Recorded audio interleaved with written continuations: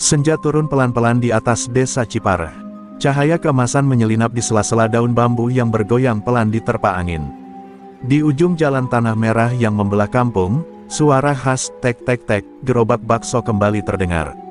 Irama yang akrab dan nyaris seperti nyanyian masa lalu itu menggema di antara pohon kelapa dan pagar-pagar kayu, membuat bulu kuduk beberapa warga berdiri tanpa sebab. Bukan karena lapar, tapi karena suara itu tak seharusnya ada. "Bu, denger nggak? Itu suara Mang Usup." "Iya," tanya Rini kecil sambil menarik lengan ibunya yang sedang menyapu halaman. Wajah sang ibu pucat, sapu ijuknya terhenti. Ia hanya menatap kosong ke arah jalan yang sudah sepi. "Sudah masuk, Rin, jangan banyak tanya. Waktu maghrib, setan suka nyamar," jawabnya pelan, lebih seperti bicara pada dirinya sendiri. Sore itu, seperti sore-sore sebelumnya, suara roda kayu gerobak yang ringkih itu muncul entah dari mana dan hilang ke arah hutan kecil di ujung desa. Tak ada yang melihat wujudnya. Tak ada yang benar-benar berani menunggu di pinggir jalan. Hanya suara yang datang bersama bayang samar dan aroma kuah kaldu bakso yang sedap, menusuk kenangan, dan juga ketakutan. Padahal semua warga tahu, Mang Usup, penjual bakso keliling dari desa sebelah, sudah meninggal dunia tepat setahun lalu. Tubuhnya ditemukan tergencet di bawah truk sayur di tikungan menurun di Jalan Gunung Poh. Gerobaknya hancur, mangkuk-mangkuknya pecah berserakan bercampur darah, dan sendok-sendok aluminiumnya berserakan seperti dupa yang jatuh dari altar. Pemakamannya dihadiri seluruh warga dua desa. Semua mengira, itu akhir dari cerita seorang penjual bakso sederhana yang dicintai banyak orang. Namun, suara itu kembali. Hari demi hari, pekan demi pekan, bahkan ada yang mengaku masih melihatnya lewat. Beberapa anak-anak bersumpah mereka sempat membeli bakso panas dari Mang Usup dan diberi koin kembalian. Tapi saat diperiksa oleh orang tuanya, koin itu berubah menjadi batu hitam kecil, dingin dan basah seperti baru diambil dari sungai. Dani, pemuda berumur 22 tahun yang baru kembali dari kota setelah gagal merantau, mulai merasa terusik. Malam itu, saat ia duduk di teras rumah, suara roda gerobak itu kembali terdengar. Tidak dari jauh, tapi sangat dekat, tepat di depan rumahnya. Jantung Dani berdetak cepat. Ia menahan napas, berdiri perlahan dan mengintip di balik jendela. Tak ada siapa-siapa. Jalan setapak itu kosong, tapi suara roda dan centong aluminium masih terus berdenting seolah sedang menyendok kuah dari panci besar. Langit mulai gelap, awan menghitam seperti kapas basah, dan suara azan maghrib menggema dari surau kampung. Tapi suara itu masih ada, dan kini semakin jauh, menuju arah hutan bambu. Dani menggenggam kuat gagang pintu rumahnya, matanya masih menatap jalan kosong itu. Ia tahu ada yang tak beres. Dan ia tahu, ini bukan sekadar cerita warga tua yang ditertawakan di warung kopi. Ini nyata, ini sesuatu yang belum selesai. Pada akhirnya, Dani hanya berdiri di ambang pintu rumah sambil memandangi langit senja yang perlahan berubah gelap. Entah keberanian atau kebodohan, sebuah niat muncul dalam benaknya. Besok, ia akan menunggu suara itu. Ia akan menunggu Mang Usup. Pagi itu, udara di desa Cipareh terasa lebih dingin dari biasanya. Kabut tipis masih menggantung di antara ilalang, dan suara ayam jantan seperti teredam oleh kegelisahan yang tak terlihat. Dani bangun lebih awal dari biasanya. Malam tadi ia sulit tidur, bayang-bayang suara gerobak bakso yang berhenti di depan rumahnya terus terngiang di kepala. Hatinya tak tenang, seolah ada yang memanggil, mengajak, atau mungkin memperingatkan. Di warung kopi depan surau, obrolan pagi hari warga berlangsung seperti biasa. Namun Dani segera menyadari arah pembicaraan mereka. Lo tahu, enggak, Simba Watinah katanya kemarin sore beli bakso lagi dari Mang Usup, bisik Pak Darta pada Pak Ujang sambil menyeruput kopi hitam. Gila, padahal udah jelas-jelas meninggal. Tapi Simba ngotot katanya baksonya panas, enak, dan dagingnya lembut banget, sambungnya, kali ini dengan nada takut. Dani yang duduk di bangku ujung mendongak pelan. Ia bangkit dan berjalan mendekati Pak Darta. "Pak, serius, Simba Watinah beli bakso Mang Usup. Jam berapa?" tanyanya. Pak Darta sempat tersentak, tak menyangka Dani ikut mendengar. Ia menatap kanan kiri, lalu menjawab lirih, "Abis asar," katanya. Tapi, anehnya, pas dia tunjukin mangkuknya, kosong. Gak ada sisa apa-apa, tapi dia ngotot abis makan semangkuk penuh. Rasa penasaran Dani meledak seperti api dalam sekam. Ia memutuskan menemui langsung Mbah Watinah di rumahnya yang berada di ujung kebun singkong. Perempuan tua itu menyambut Dani dengan ramah, matanya berbinar. Dani, kamu mau bakso juga ya? Tadi sore Mbah baru makan, enak sekali, masih panas. Mang Usup katanya punya resep baru, ucapnya sambil tersenyum lebar, namun sorot matanya kosong, ada yang tidak wajar di sana. Dani mencoba berpikir logis. Mbah, Mang Usup kan udah nggak ada. Meninggal, ingat, tapi Mbah Watinah tertawa kecil. Yah, Dani, siapa bilang meninggal? Tadi dia lewat kok, dorong gerobak, manggil-manggil. Suaranya jelas, bau kaldunya semerbak. Kamu aja kali yang jarang keluar rumah, jadi gak lihat. Dani menggigit bibirnya. Di atas meja rotan tua, ada mangkuk keramik berdebu. Ia mengangkatnya, mangkuk itu kosong. Tapi, masih terasa hangat di tangannya. Rasa takut dan penasaran bersatu dalam dada Dani. Ia keluar dari rumah Mbah Watinah dengan langkah cepat, tapi tubuhnya sedikit gemetar. Ia sadar ini bukan halusinasi massal. Ini bukan cerita konyol warga desa yang terlalu sering termakan mitos. Ada sesuatu yang berjalan di batas dunia ini dan dunia yang lain.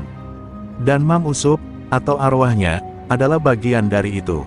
Malam harinya, Dani kembali duduk di teras rumah, menanti. Ia membawa segelas kopi dan jaket tebal. Kali ini ia tidak ingin lari atau bersembunyi. Ia ingin tahu, apakah Mang Usup akan datang lagi. Dan jika datang, apakah ia akan bisa melihatnya, atau justru ikut masuk dalam dunia yang tak kasat mata. Langit gelap tanpa bintang, angin malam seperti membawa bisikan asing dari ujung jalan. Lalu, suara itu datang lagi. Tek, tek, tek. Suara roda gerobak yang sudah dikenalnya sejak kecil.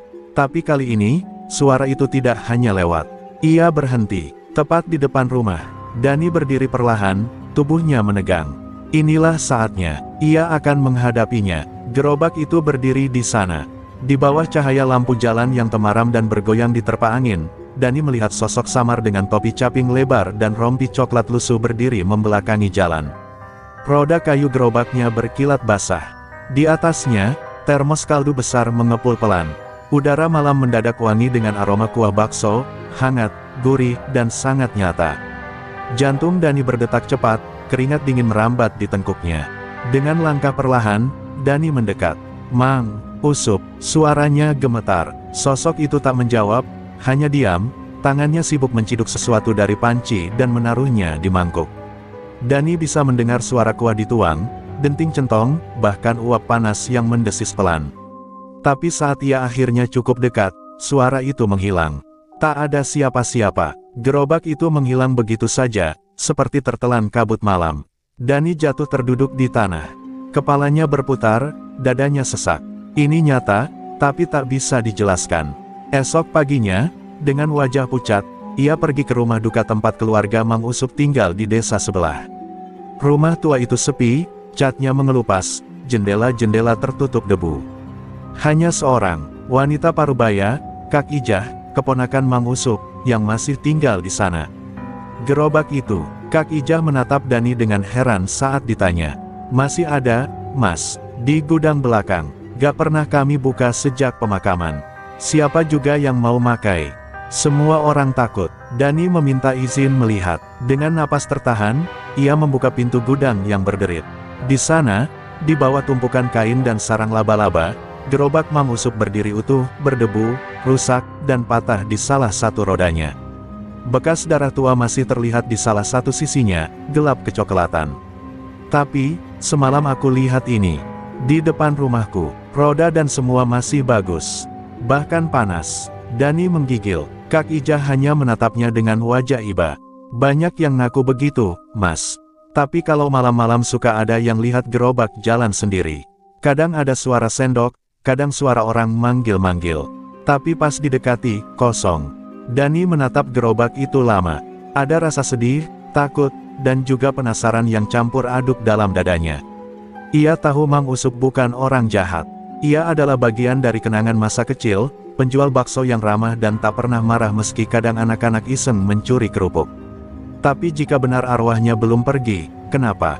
Apa yang belum selesai? Sebelum pulang, Dani menyempatkan diri melihat foto-foto lama di dinding rumah. Di sana tergantung potret Mang Usup sedang tersenyum, berdiri di samping gerobaknya yang masih baru. Di pojok bingkai, tergurat tanggal 15 Juli tahun 1995, gerobak pertama, gerobak terakhir.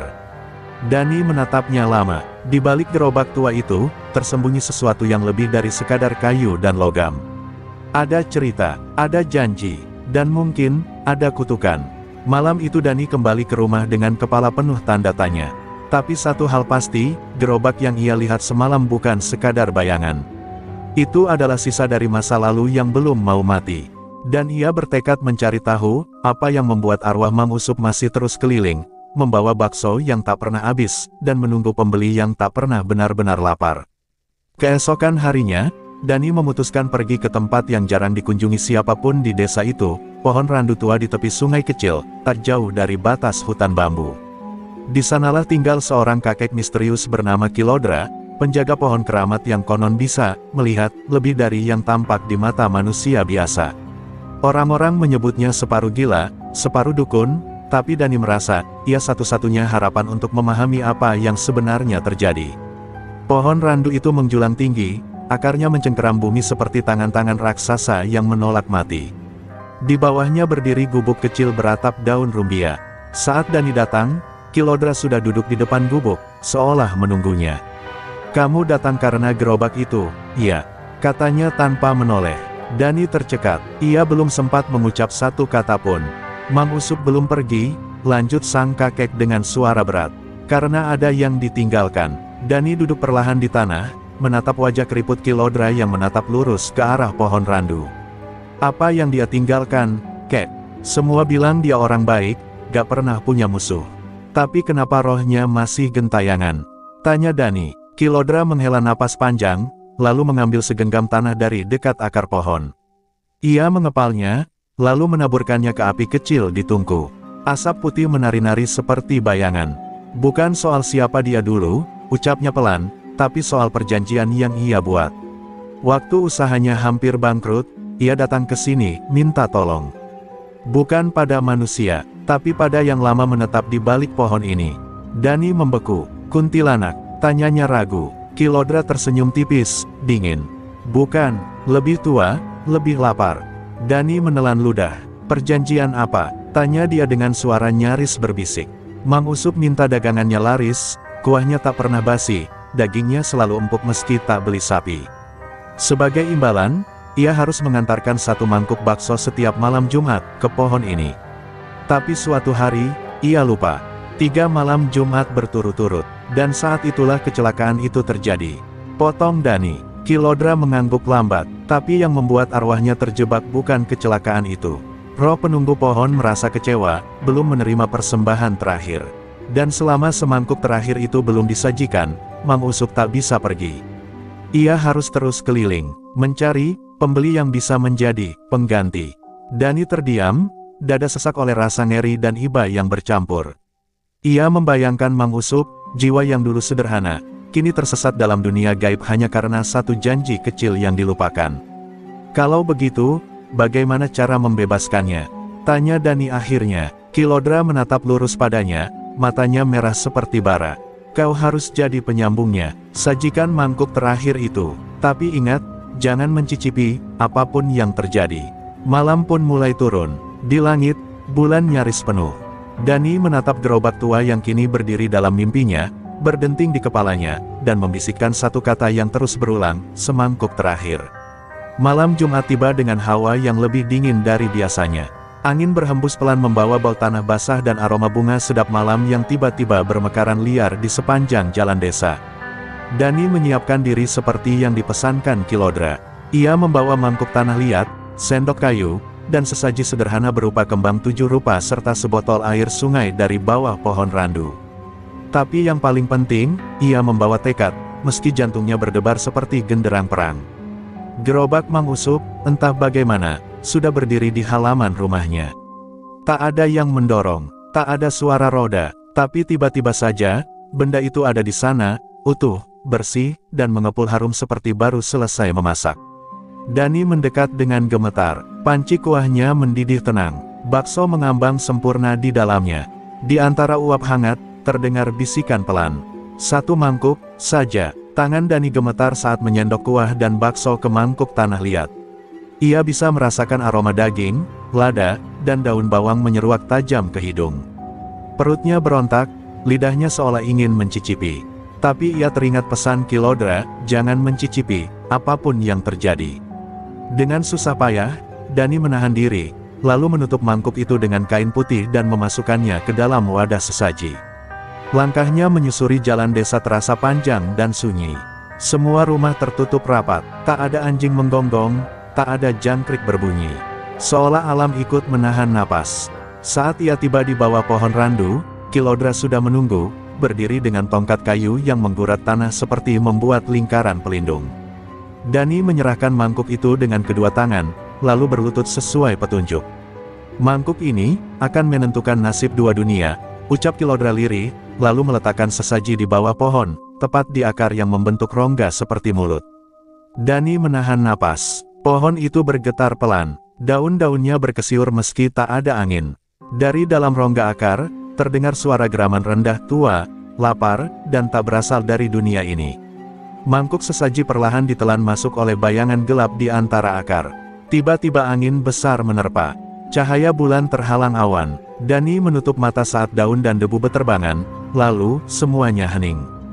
Terlalu hening. Ketika ia membuka mata, mangkuk itu sudah lenyap, dan Kilodra tersenyum untuk pertama kalinya malam itu. Ia telah menerimanya, dan sekarang, Mang Usup bisa pergi, ucapnya pelan.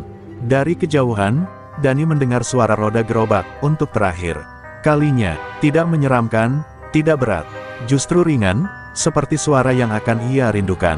Suara itu perlahan menjauh, menyusuri jalan desa, lalu hilang sepenuhnya. Tak ada lagi aroma kuah, tak ada lagi bayang-bayang, hanya ketenangan, hanya malam yang akhirnya kembali menjadi malam. Dani berdiri dalam diam, menatap pohon randu yang kini seperti pohon biasa. Tapi ia tahu, malam ini ia telah menyaksikan sesuatu yang tak semua manusia boleh tahu. Ia telah menyajikan semangkuk terakhir, bukan untuk manusia, bukan untuk roh, tapi untuk penebusan. Dan di kejauhan, mungkin, Mang Usup tersenyum, akhirnya bisa beristirahat. Sudah 3 hari sejak malam persembahan itu. Desa Cipareh tampak lebih tenang. Tak ada lagi cerita gerobak yang berkeliling tengah malam, tak ada lagi suara manggil-manggil lirih dari sudut jalan, dan tak ada yang mendadak menemukan mangkuk kosong di depan rumah saat pagi tiba. Dani pun kembali menjalani hari-harinya seperti biasa, namun jauh di lubuk hati, ia tahu sesuatu masih mengendap, sesuatu yang belum sepenuhnya selesai. Pagi itu, Dani kembali ke warung kopi depan surau. Ia ingin memastikan, mendengar langsung dari mulut warga, apakah benar semua sudah reda. Tapi ia justru disambut berita yang membuat bulu kuduknya berdiri. Dani, lo tahu gak, si Asep semalam katanya ngimpiin Mang Usup. Duduk di pinggir jalan, gerobaknya rusak, dan dia bilang belum bisa pulang, ujar Pak Ujang dengan suara berat. Dani menatapnya lekat, wajahnya memucat. Belum bisa pulang, gumam Dani. Tapi, bukankah sesaji sudah diberikan? Persembahan sudah ditelan, lalu kenapa arwah Mang Usup masih tertahan? Dani tak bisa lagi menahan rasa gelisahnya. Ia bergegas ke rumah Kilodra, berharap sang kakek bisa menjelaskan apa yang sebenarnya terjadi. Tapi saat tiba di sana, gubuk di bawah pohon randu itu sudah kosong. Hanya daun-daun berserakan, dan bekas api kecil yang telah mati. Kilodra menghilang, tanpa jejak. Di tengah kegamangan itu, Dani memutuskan kembali ke gudang tempat gerobak tua disimpan. Namun saat pintu gudang dibuka, jantungnya nyaris berhenti. Gerobak itu sudah tak ada. Hanya lantai tanah kosong dan jejak roda yang tampak samar, mengarah keluar rumah, menuju jalan utama desa. Rasa dingin menyelimuti tubuh Dani meski matahari bersinar terik. Gerobak itu telah kembali keluar. Di malam hari, Dani sengaja berjaga. Ia duduk di teras, matanya menatap lurus ke jalan. Tak ada suara, tak ada gerakan. Sampai tepat tengah malam, sebuah bayangan muncul dari kejauhan. Bukan gerobak, tapi seseorang, berjalan terlatih, mengenakan rompi lusuh, dan memanggil nama Dani. "Nak, Dani, tolong aku." Dani berdiri perlahan, tubuhnya gemetar. Sosok itu, Mang Usup, tapi wajahnya berbeda. Pucat, matanya cekung, bibirnya menghitam. Aku tidak bisa pulang, karena satu hal yang belum kau tahu. Suaranya lirih, seperti tertelan angin. Dani ingin lari, tapi kakinya tak bisa digerakkan. Ia hanya bisa mendengar, dan menyesali sesuatu yang belum ia pahami. Daging yang kupakai dulu, bukan semuanya halal, ada yang aku ambil dari tempat terlarang, dan arwah mereka masih marah. Bisikan itu menggema dalam kepala Dani, seperti ribuan suara berbisik bersamaan. Selama mereka belum tenang, aku pun tak bisa tenang. Lalu sosok itu memudar, seperti kabut yang diembus angin malam. Dani terduduk di tanah. Kini ia sadar, semangkuk terakhir itu bukan akhir, tapi awal dari sesuatu yang jauh lebih dalam. Mang Usup bukan hanya terikat janji gaib, ia juga terikat oleh kesalahan duniawi. Dan kini, Dani tahu bahwa ia harus menyelam lebih jauh ke masa lalu Mang Usup. Bukan untuk menyalahkan, tapi untuk membebaskan seluruhnya. Pagi itu, Dani kembali mendatangi Kak Ijah, keponakan Mang Usup, dengan langkah berat. Ia membawa kabar yang tak mudah diucapkan, namun ia tak bisa menyimpannya sendiri. Setelah semalam melihat sosok Mang Usup yang memohon dan mengungkap tentang daging dari tempat terlarang, Dani yakin hanya keluarga bisa memberi jawaban. Kak Ijah menyambutnya dengan mata sembab, seolah sudah menebak bahwa kedatangannya bukan untuk silaturahmi biasa. Aku tahu kamu pasti dengar sesuatu, ucap Kak Ijah dengan suara serak. Ia lalu membuka sebuah kotak kayu tua dari dalam lemari, penuh debu dan bau apak. Di dalamnya tersimpan beberapa buku catatan harian dan kwitansi yang sudah menguning. Ini semua milik Mang Usup. Aku temukan setelah beliau meninggal, tapi aku terlalu takut membacanya. Tapi kamu harus tahu. Dani membuka halaman-halaman buku itu dengan tangan gemetar. Tulisan tangan Mang Usup terpampang jelas. Di salah satu entry, tertanggal 5 tahun sebelum kematiannya, tertulis, hari ini aku beli daging dari Pasarwan. Harganya murah, terlalu murah. Aku tahu ini bukan dari pasar resmi. Tapi warungku sepi, aku harus bertahan. Entry lain mencatat permintaan maaf Mang Usup kepada Tuhan dan dirinya sendiri, aku tak punya pilihan. Orang-orang bilang daging itu dari rumah jagal ilegal, kadang dari sapi curian. Kadang, aku tak berani tanya lebih lanjut. Dani menutup buku itu dengan napas berat. Kini semuanya jelas. Kesalahan Mang Usup bukan hanya soal perjanjian gaib, tetapi juga menyangkut nyawa-nyawa tak berdosa, hewan curian, dan mungkin lebih dari itu. Jiwa-jiwa yang tersakiti, entah binatang atau manusia, meninggalkan jejak yang tak bisa dihapus dengan sesaji semalam. Dan kini mereka menuntut keadilan. Dan Mang Usup harus menanggungnya, bahkan setelah mati. Setelah kejadian itu, lanjut Kak Ijah, Mang Usup berubah. Ia jadi sering bangun malam, duduk sendiri di depan gerobaknya sambil menangis. Kadang mengigau soal suara dari daging. Aku kira dia hanya lelah. Tapi mungkin, dia sudah mulai dihantui. Mata Kak Ijah berkaca-kaca. Dia bukan orang jahat, Mas Dani. Dia cuma orang kecil, yang terjebak. Dani menggenggam tangan Kak Ijah. Aku tahu, dan aku akan bantu dia, dengan satu syarat, aku harus tahu di mana rumah jagal ilegal itu.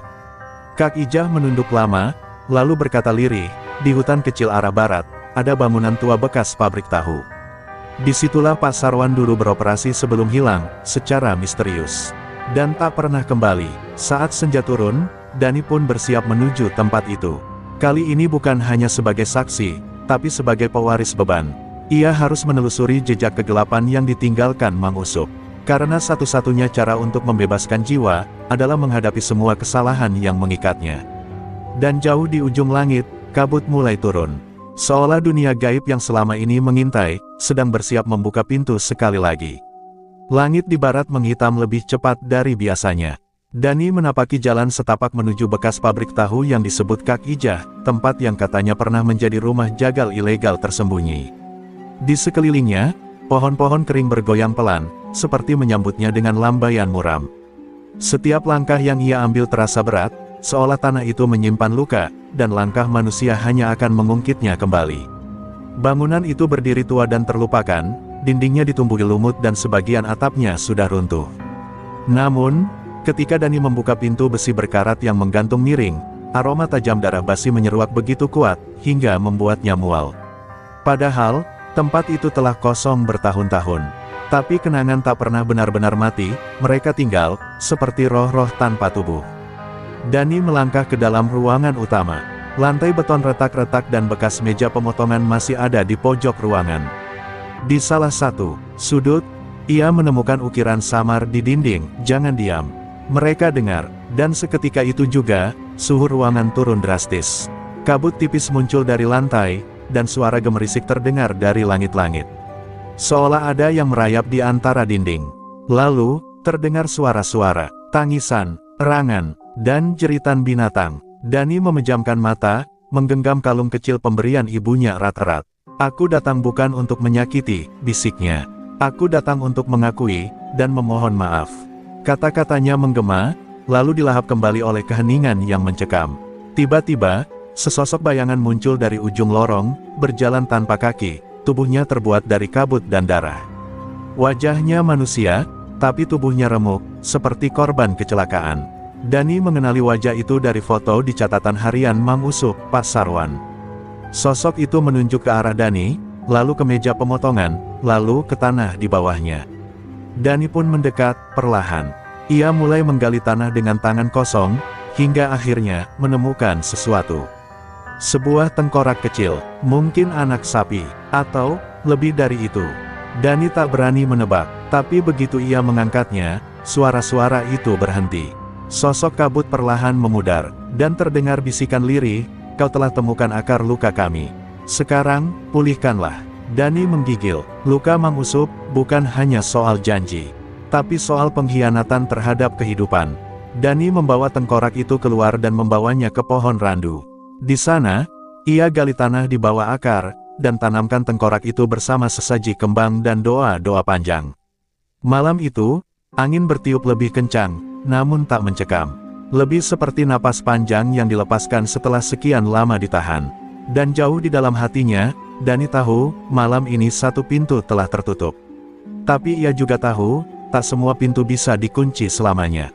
Beberapa luka, akan selalu mencari bentuk baru untuk dikenang. Sudah seminggu sejak Dani menguburkan tengkorak itu di bawah pohon randu. Desa Cipareh tampak kembali damai, lebih dari sebelumnya. Tak ada lagi suara tangisan malam, tak ada mimpi buruk, tak ada jejak roda gerobak di tanah pagi hari. Tapi di hati Dani, justru ada kekosongan yang aneh. Seolah ketika semua sudah selesai, ia justru kehilangan sesuatu yang tak bisa dijelaskan. Ia duduk sendiri di depan rumah, menatap jalan yang kini sunyi. Rindu pada sesuatu yang dulu membuatnya takut. Suatu malam, Dani kembali bermimpi. Tapi kali ini berbeda. Ia melihat Mang Usup, duduk di depan gerobaknya yang kini bersinar lembut, wajahnya tenang dan bersih. Ia tak lagi terlihat tua dan muram, tapi damai, seperti seseorang yang telah memaafkan dan dimaafkan. "Terima kasih, Dani," katanya sambil tersenyum. "Tapi masih ada satu hal yang harus kamu lakukan." Keesokan harinya, Dani terbangun dengan keringat dingin. Ia tahu, mimpi itu bukan sekadar bunga tidur. Di dalam hati, ia merasa dituntun. Maka ia pun menuju ke tempat lama di mana gerobak Mang Usup biasa disimpan. Anehnya, pintu gudang yang terkunci rapat itu kini terbuka. Dan di dalamnya, berdiri gerobak tua itu, bersih, utuh, dan mengilap seperti baru dibuat.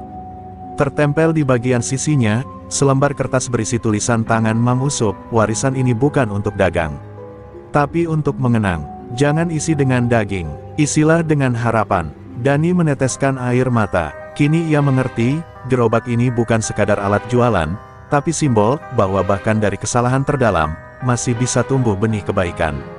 Beberapa hari kemudian, Dani mendorong gerobak itu keliling desa, bukan menjual bakso, tapi membagikan makanan hangat dari dapur rumahnya sendiri. Bubur kacang hijau, wedang jahe, nasi bungkus. Semua dibagikan cuma-cuma, terutama kepada anak yatim dan janda tua. Orang-orang mulai menyebut gerobak itu, gerobak pengampunan. Dan tiap malam, Dani berdoa, bukan untuk dirinya, tapi untuk arwah yang pernah tersesat dan kini telah tenang. Masyarakat desa perlahan menyadari bahwa gerobak itu membawa berkah. Suasana desa yang dulu penuh takut kini berubah jadi saling peduli. Bahkan beberapa pemuda mulai ikut membantu Dani membagikan makanan, dan tak sedikit yang menyumbangkan bahan pangan. Gerobak itu kini bukan lagi milik Mang Usup, tapi milik seluruh Cipareh. Namun, di balik kedamaian itu, Dani tahu malam ini akan jadi malam terakhir. Ia merasa ada sesuatu yang menunggu. Maka ia tidur lebih awal, berharap akan bertemu Mang Usup sekali lagi. Dan benar, dalam mimpinya, Mang Usup hadir, kali ini tidak sendiri, tapi diiringi sosok-sosok samar yang tersenyum, mengangguk pelan. Mereka semua, akhirnya pulang. Dani terbangun dengan air mata mengalir. Ia memandang langit fajar yang mulai merekah. "Terima kasih, Mang," bisiknya. "Bakso enakmu telah lama pergi, tapi kasihmu tinggal selamanya." Hari itu, langit Cipareh tampak seolah menahan tangis. Awan-awan kelabu menggantung rendah, dan semilir angin membawa aroma tanah basah yang akrab. Di halaman surau tua, Dani dan warga desa menggelar tikar pandan panjang-panjang. Di atasnya tersusun rapi nasi tumpeng, urap, baceman tempe, dan semangkuk bakso hangat yang diletakkan di tengah, bukan untuk disantap, melainkan sebagai penghormatan terakhir. Malam ini, Cipareh menggelar selamatan untuk Mang Usup, bukan sekadar untuk mengenangnya, tapi untuk memulangkannya, benar-benar pulang. Doa-doa dilantunkan pelan, mengalun syahdu. Suara Pak Ustaz gemetar ketika menyebut nama Mang Usup dalam doa arwah. Beberapa warga menunduk dalam, dan sebagian lagi meneteskan air mata, bukan karena takut, tapi karena rindu. Tak ada yang pernah menyangka, lelaki sederhana yang dulunya hanya dikenal karena kuah baksonya yang gurih, ternyata memikul beban sebesar itu. Dan Dani, sang pewaris gerobak, telah menuliskan babak akhir dengan penuh kemuliaan. Ketika doa usai, Dani berdiri. Ia menatap semangkuk bakso di hadapannya, lalu berkata lirih, "Ini bukan untuk disantap. Ini untuk dikenang, untuk segala yang pernah salah, dan telah dimaafkan." Lalu, dengan kedua tangannya, ia angkat mangkuk itu dan perlahan menuangkannya ke akar pohon randu di belakang surau, tempat pertama kali arwah Mang Usup menampakkan diri. Saat kuah terakhir mengalir ke tanah, angin tiba-tiba berhenti. Hening menyelimuti desa, dan kemudian, seolah dari tempat jauh, terdengar suara roda gerobak yang menggelinding pelan, sekali, lalu menghilang. Dani menunduk dan tersenyum. Ia tahu, itu salam perpisahan. Perjalanan Mang Usup sudah berakhir, dan gerobak terakhirnya, telah sampai di ujung jalan. Beberapa bulan berlalu, Dani tetap menjalankan gerobak pengampunan, setiap Jumat sore. Ia tak pernah lagi bermimpi buruk. Tak ada lagi sosok bayangan, tak ada lagi suara lirih. Tapi kadang-kadang, jika malam sedang sunyi, ia merasa ada angin lewat dan membawa aroma kuah daging yang sangat ia kenal, dan ia tahu, Mang Usup sedang lewat, tersenyum dari kejauhan. Anak-anak desa sering duduk di dekat Dani, meminta diceritakan kisah tentang gerobak bakso berhantu. Mereka tertawa, mereka kagum, tapi mereka juga belajar satu hal, bahwa setiap kesalahan bisa ditebus, bahwa setiap jiwa layak pulang, dan bahwa bahkan dari semangkuk bakso pun, bisa tumbuh kebajikan yang besar. Pada akhirnya, tidak ada yang benar-benar mati selama masih dikenang. Tidak ada arwah yang lapar selama ada yang mendoakan. Dan tidak ada warisan yang lebih agung, daripada maaf yang tulus, dan cinta yang tak bersyarat. Dan begitu, kisah Mang Usup selesai. Tapi di hati Cipareh, ia akan selalu hidup, bersama aroma kuah, denting sendok, dan suara gerobak, yang mengajarkan bahwa hantu sejati bukanlah mereka yang gentayangan, melainkan mereka yang dilupakan.